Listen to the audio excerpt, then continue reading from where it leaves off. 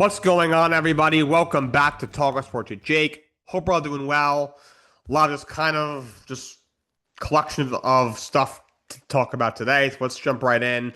Jackson Smith-Njigba has been extended by the Seattle Seahawks 4 years at $168 million, with $120 million guaranteed. $120 million guaranteed for a receiver is a large number. However, right now he is the best wide receiver in the NFL. I always knew this guy could be this good when he was coming out of Ohio State. First year or two, he was just kind of fine. Wasn't didn't truly break out. He was a popular breakout candidate going into last year after they traded away DK Metcalf. People weren't sure if it was going to actually happen.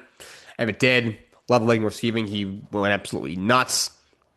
And if my math is correct, that is $42 million a season for Jackson Smith-Njigba of $120 million guaranteed. He is locked down. Good on Seattle for locking down one of the premier players in the sport, the best wide receiver in the NFL. Big reason that they were able to win the Super Bowl this past season, along with the defense and the coaching and obviously everything else. And good for Jackson Smith-Njigba for securing the bag he definitely deserves. I wonder if Devon Witherspoon on the other side of the football at corner could be next. And Levante David has announced his retirement after 14 seasons, plays his entire 14-year career with Tampa Bay Buccaneers. Linebacker was an All-Pro 3 times. First team All-Pro back in 2013 when he had 145 tackles, 7 sacks, 2 forced fumbles, 10 pass defenses. At the peak of his powers, he was arguably a top 3 or 4 linebacker in the game. He was second team All-Pro twice in 2016 as well as in 2020. Last year, 114 tackles, 3.5 sacks, 2 fumble recoveries, 2 forced fumbles. He had also had 2 forced fumbles. He had 3 pass defenses as well as an interception at 35 years of age. So still had a very good year, even that in year 14 at 35 years of age. But he has decided to retire from playing in the NFL. Congratulations to him on a very nice career. Also won a Super Bowl, of course, with Tampa in the 2020 season. Pro Bowler. I mean, what did they do? Pro Bowls in the NFL was weird. So he only made a Pro Bowl once, even though he made an All-Pro team 3 times and the first team All-Pro once. I don't know how you're voted. He's one of the 3 best linebackers in the sport. He'll make the Pro Bowl. But anyway, he was a very good linebacker for a long time. Congratulations to Levante David. Let's move on to some college basketball. I've got Sweet 16 coming, start them next day or two. But a lot of head coaching stuff going around. The head coaching carousel was moving around. Creighton head coach Greg McDermott has retired after a very long career for him. Alan Huss has been promoted to head coach. So he was dubbed the next head coach in waiting this season. He bounced around as an assistant for a while. Actually, was an assistant at Creighton for a while, for 7 seasons, until 2023. Then was the head coach of High Point for a couple of years. Last year, actually took High Point to the tournament. And then they dubbed him the coach in waiting, so he stepped down as the head coach of High Point, joined Creighton again as an assistant head coach, with the agreement once Craig McDermott retired, which I'm sure by knew was probably going to be in the next year or two, from the start of the season, he would be the next head coach of Creighton, and he has officially gotten that promotion. So he's the next head coach at Creighton, who had a bit of a tough year this year and missed the tournament, but recently they went to the Elite Eight. So hopefully he can recapture some of that magic. Arizona State hires Randy Bennett from St. Mary's. Randy Bennett has been at St. Mary's for a long time, since 2001. For 26 seasons, he has been at St. Mary's, a 589 and 228 career record. So he's overall done a good job there. He's turned them into a very good team in the West Coast Conference. They've been the best team in the regular season many times, 7 times, including each of the last 4 seasons. They won the West Coast Conference tournament 4 times recently in 2024, 2 seasons ago. They've been a perennial tournament team pretty much the majority of his time there. Since 2008, they only missed the tournament 1, 2, 3, 4, 5 times, 6 times. They've made a tournament 5 years in a row. He's not had a lot of success in the tournament though. He's just 7-12 in the tournament in his career. He's never made it past the Sweet 16. That was back in 2010. So he has not won more than one game in the tournament in 16 years. So he was never to this point has not been a good postseason coach in college basketball. However, the problem with St. Mary's, they play, in the college. Same thing with Gonzaga. It's on a larger scale with them. They play Gonzaga, I guess Santa Clara at this point, and really nobody else all season. And then they get to the tournament and they're just overmatched. Happens every single season. Going to Arizona State in the Big 12, he'll be playing a lot tougher competition, which could lead to, maybe he falls on his face. But if he truly is a really good coach, and I do think Gary Bennett is a good coach, he could, that could lead to them, if he gets a little bit more exposure like that. Maybe he was always a good coach. He just, if his team's more balanced, that could help him in that way. He'll have more resources at Arizona State than he did at St. Mary's. Um, but he's the next coach at Arizona State. They let go of Bobby Hurley after a long tenure there. Bobby Hurley overall did a good job there. He had a couple of decent runs as like a double-digit seed over the years, but didn't make a tournament this year, so they moved on. They bring in Randy Bennett, a bit of a shocker. He takes over at Arizona State. And Cincinnati finds a new coach. They hired Gerard Calhoun from Utah State. So for a while, Gerard Calhoun was at Youngstown State from 2018 to 2024. He was there for about 7 years. They won the Horizon title in the regular season in 2023. Did a good job there. Ended up taking the Utah State job 2 seasons ago, and he's done a good job there. In 25, he went 26-8, took the team to the tournament, and this past year was dominant. 29-7 was the best Mountain West team, Mountain West Conference in the regular season. Also in the Mountain West tourney, and took them to the tournament as a 9 seed, where they knocked off Villanova in the first round before losing in the round of 32. But he's done a good job. He was 118 and 106 at Youngstown State. He's been 55 and 15 at Utah State. Definitely a jump for him, going from the Horizon League to the Mountain West Conference. Now he goes over to Cincinnati in the American Athletic Conference. So still not a Power 4 conference, but it is still a jump for him. Overall, I think this is a good hire for the Bearcats, bringing in Gerard Calhoun. Butler, just earlier today, they're hiring Ronald Nored as their next head coach. So Ronald Nored is actually one of the greatest players that Butler's ever had. He played there when they went to back-to-back national championships in the late 2000s and early 2010s under Brad Stevens. He bounced around as an assistant coach in college as well as in the NBA. He was a G League coach for the Nets from 16 to 18. He's been an assistant for a while in the NBA with Charlotte and Indiana, and the last 4 years with Atlanta, he's been an assistant. And he is now taking over at Butler as the head coach. He was a very good player there, so we will see what happens. Thad Matta, who's been there for a while, he retired after this past year. Butler, it's been a while since Butler was really relevant. It really been, for the most part, since Brad Stevens and Gordon Hayward were in the national championship about 15 years ago. So he will get his first ever head coaching gig in college or the pro. He's only been an assistant. He was a high school head coach briefly, but now he's been an assistant. He was a player development coach with the Celtics for Brad Stevens when he was the coach. Of course, Stevens is now the president of basketball operations there. But we will see how he does at Butler. He takes over as a head coach. And Hubert Davis has been fired by the University of North Carolina. For the first time ever, UNC will go outside the Carolina family, breaking tradition, to look for their next head coach.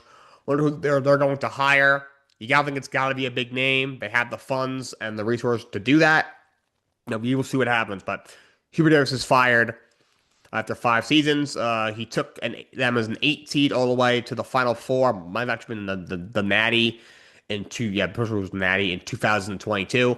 Last 3 years fell to a tournament game. 2023 were ranked number one in preseason, and they didn't even make the tournament. Last year, you made the tournament as an 11 seed. Controversially, probably shouldn't have been in. Got close line in the first round. This year, we're a 6 seed and blew a 19-point lead in the second half against VCU as a 6 seed in the round of 64. So, Hubert Davis is out after 5 seasons. So I didn't think it needed to happen. He's just not a coach who fits the current landscape of college basketball. He was very wishy-washy in the presser after that loss. I think it was time for the University of North Carolina to make a change. All right, so I'm going to talk a little bit of baseball here, but first off, talk some football for a minute. Travis Kelce's new deal with the Chiefs is actually a 3-year deal worth $54.7 million. Very surprised he got a 3-year deal. I know he's been there forever, and he's a legend, one of the greatest times of all time, but he's 36 years old and already declined. I'm not sure why he got a 3-year deal. So $17 million is a lot of money as well. I don't think too much of it is guaranteed, so I guess they could probably get out of it after this coming year or the following. But they just probably wanted him to make sure he retires a Chief, which he's going to. You know, he's already one of the greatest times of all time. He's won 3 championships. I'm surprised he even wants to still play. He's accomplished everything. He's made all that money. He's going to get married to Taylor Swift soon. Got the pockets of his brother. He seems ready to retire, but he just keeps going. So he signs that extension, and the Bengals re-signed Joe Flacco to a 1-year deal worth $6 million, can get up to $9 million. If Joe Burrow is healthy, he probably won't get the incentive. I'm assuming it's some sort of games played or yards incentive. But he did play pretty well last year between the Browns and the Bengals. Had over 2,400 yards, 15 touchdowns, I think it's 10 interceptions. Even at age 40, he's been playing forever. Obviously, was Super Bowl MVP with the Ravens back in 2012. But at 40 years of age, still decent backup, can still sling it, and he's back in Cincinnati to be Joe Burrow's backup for another season. Moving to baseball, a couple of top prospects I want to talk about. The number one prospect in all of baseball, Connor Griffin, a shortstop for the Pirates. He did not make a team out of camp. He will start in AAA. I'm sure he will be up relatively soon, probably by May, but he will not be on the Pirates opening day roster, which is as spring training came along, it seemed like that's what was going to happen. But you're the Pirates, and I don't think their team is terrible this year. I think they'll be relatively competitive, but you're still a young team that you'd probably thought you'd want to let these kids play, and I would think their best option at shortstop right now. So surprised he didn't make the team. Tigers' number one prospect and the number 2 prospect in all of baseball, Kevin McGonigal, another shortstop. He made the Detroit Tigers out of camp. The kudos to him. And J.J. Weatherford in St. Louis is an infielder. He's the 5th best prospect in baseball. He made the Cardinals out of camp. Makes sense. Cardinals are going to a huge rebuild. Might as well let him play. And the Cubs extend Pete Crow Armstrong on a 6-year extension worth $150 million. I told you guys it was a day or two ago that they had agreed to a deal, or I think I remember a report of that. Forget. But works from a term that comes up to be 6 years, $150 million. A lot of teams do these with these younger players.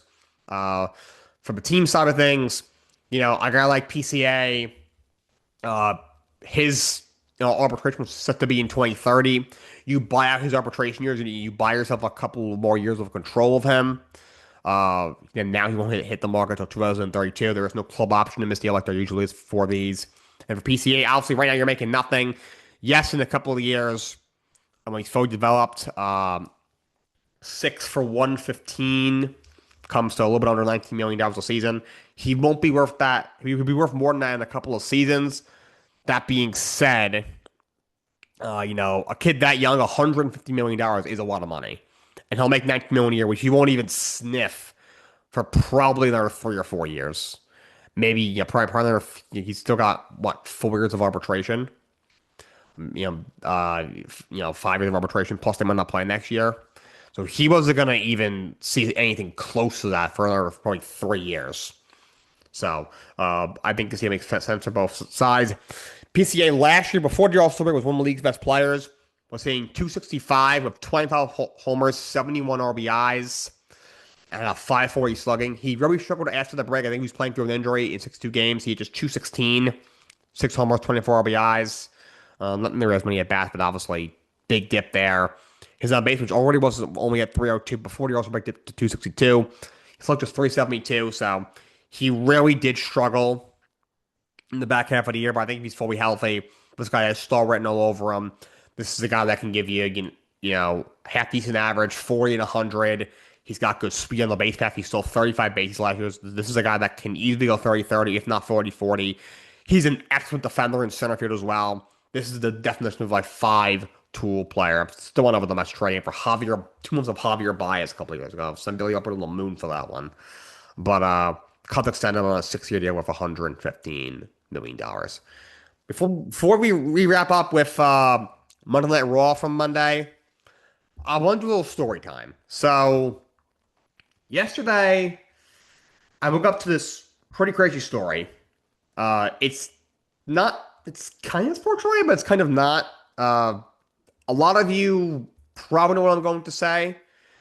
Some of you might be like, what in the hell are you talking about? So without further ado, I have to talk about it once in a while when a crazy story comes across my devices. I like to share it. I like doing story time with Jake is what I call this segment. Doesn't happen very often, but here we are. So this is the headline that I read. Quadruple amputee cornhole player accused of shooting man to death during argument. So obviously, when you read a headline like that, about 19 different questions that probably don't have a whole lot of answers go into your head. So I had to keep reading. So this is the moral of the story. I'm going to try to give you the abridged version.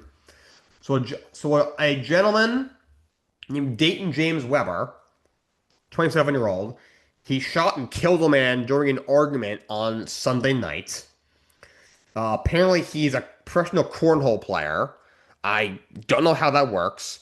Uh, so apparently, something happened in the backseat of his car. Apparently, he's accused of driving away with the victim still in the car. I want to know how he drives. I'm a little bit confused there. I'm trying to put the pieces together here. Um, Unfortunately, the person he did shoot did die. But this person, Weber, they're a professional cornhole player. They've been a quadruple amputee their whole life. They unfortunately contracted a serious blood infection when they were less than a year old, and they somehow are play cornhole at a professional level.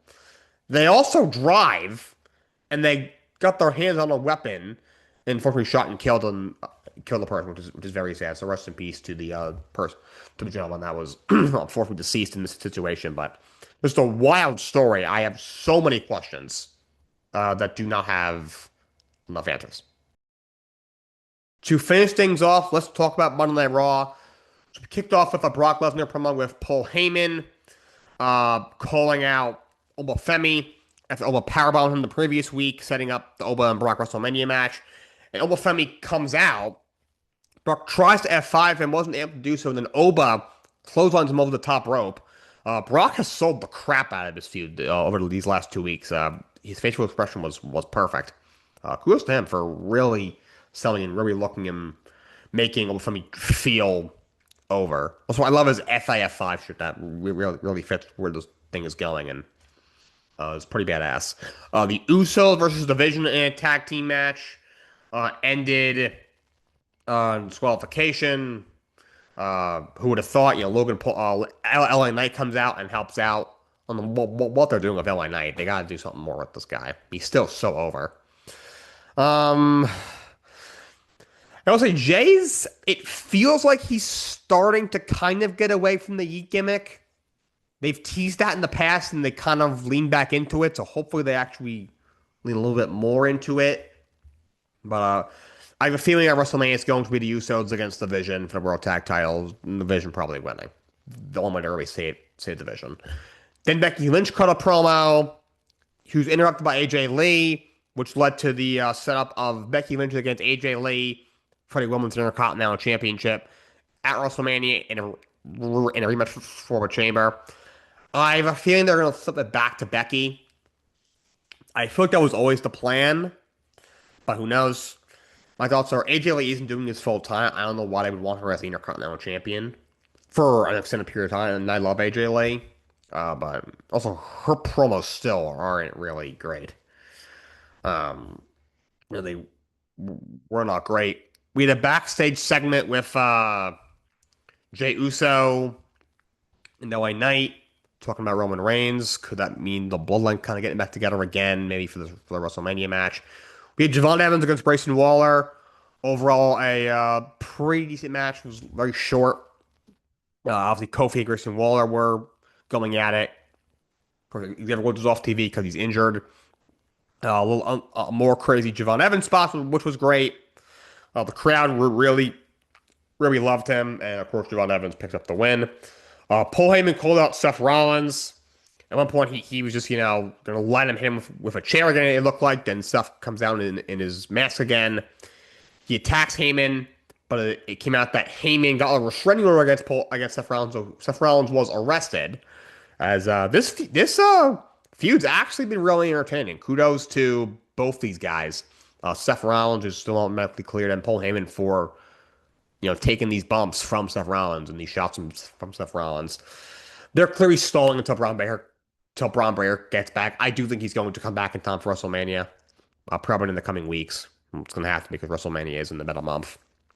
No, I think that's got to be the plan. They're praying he comes back in time. I think he will be, but they're clearly trying to stall and just do what they can. Because otherwise, there is nothing else for him to really do at WrestleMania. I think originally for the longest time he was supposed to fight Roman Reigns at WrestleMania, probably for the world title. Then he hurt his shoulder, so then they had to pivot in terms of Roman. So they did the most lamest thing ever and have Roman win the Rumble. And then the original plan was definitely Seth against Braun. Then Braun got injured. Like, we don't know when either of them are going to be back, so they couldn't take a chance. So I think they were going to pivot to something else. They didn't know what. There was rumors that maybe he would team maybe with LA Knight against the Vision in a tag match. But then Bronson Reed gets injured. He's going to miss Mania, so now there's no point of having him team against Logan Paul. Also, in theory, he technically doesn't have any beef with those two guys. The only way that would really make any sense is if you have Austin Theory turn on the Vision. The whole thing, reason he was using Seth Rollins' stomp was because Rollins sent him to infiltrate the Vision, which would have made more sense, but this creative team sucks. So it's just like, well, what else are you going to do? Like, you can't run him and Logan Paul again at WrestleMania. We've already seen that, so. Anyway, we had a women's tag match. Bayley and Lyra Valkyria against the Kabuki Warriors. Bayley and Lyra pick up the win in a decent match, which they will challenge the Irresistible Forces, Nia Jackson, last watch, and 40 Women's Tag Team Championships. I really wish they would do a little bit more with Lyra Valkyria. Intercontinental Championship, Penta against Dominic Mysterio. After the return of Finn Balor as a babyface, he attacked Dominic Mysterio. He brutally attacked Jamie McDonough. I'm assuming this is building towards Finn against Dominic Mysterio at WrestleMania. Cool to see Penta retain the IC title, and he's going to get a legit reign now.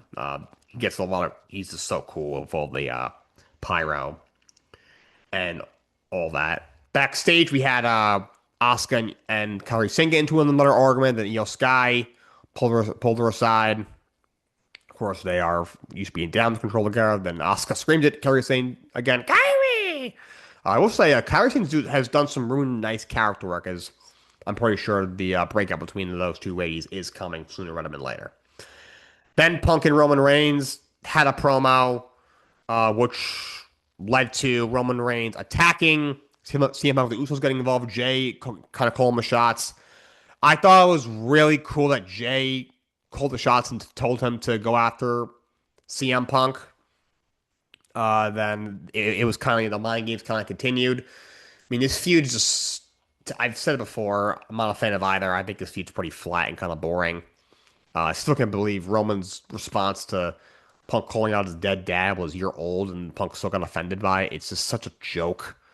Now they're just playing psychological warfare. I was hoping for more. Look, I'm not a fan of either of these guys. I think they're the two most overrated wrestlers in history of modern wrestling. I'm not a fan of Roman Reigns or CM Punk, especially CM Punk. But if you're gonna do his feud, you gotta make it one of those larger than life things like you're hyping it up to be. And to me, it just isn't. But that was a pretty good segment. So that's Monday Night Raw. That's all I got for you guys today. Until next time, so long and have a great day.